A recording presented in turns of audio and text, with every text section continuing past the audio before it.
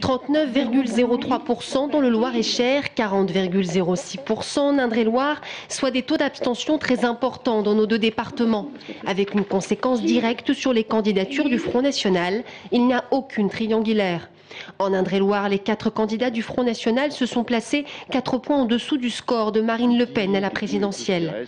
Pourtant, dans la deuxième circonscription, le Front National était attendu comme le parti pouvant faire vaciller droite et gauche, mais avec 11,89% pour le candidat du FN, Gilles Godefroy, le pari n'aura pas vraiment été gagné. On aurait pu espérer mieux, c'est vrai.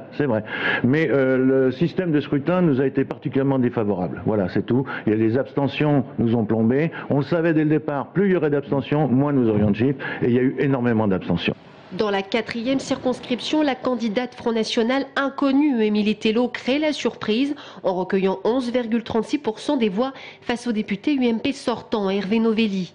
Dans le Loir-et-Cher, c'est dans la 2e circonscription à Romorantin que le Front National réalise son meilleur score avec Tatiana Gabillas qui recueille 18,98% des voix. Pas de surprise puisque cela avait été le cas au premier tour de la présidentielle pour Marine Le Pen avec 23,1%. Dans la 3e circonscription à Vendôme, Jean-Yves Narquin, présenté sous l'étiquette Front National, n'aura pas réussi le pari de faire vaciller le député sortant Maurice Leroy avec 13,02%.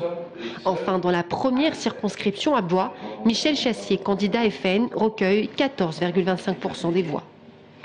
Le taux d'abstention élevé fait que ça n'a pas été possible. Le taux d'abstention élevé, puis également une déperdition de voix que nous constatons depuis qu'a été institué le nouveau calendrier électoral, qui fait qu'il y a en quelque sorte une élection à 4 tours et que les législatives qui suivent immédiatement la présidentielle ont tendance à confirmer, voire à amplifier le résultat de cette élection. Dans nos deux départements, l'abstention aura joué un rôle majeur quant à l'absence du Front National au second tour.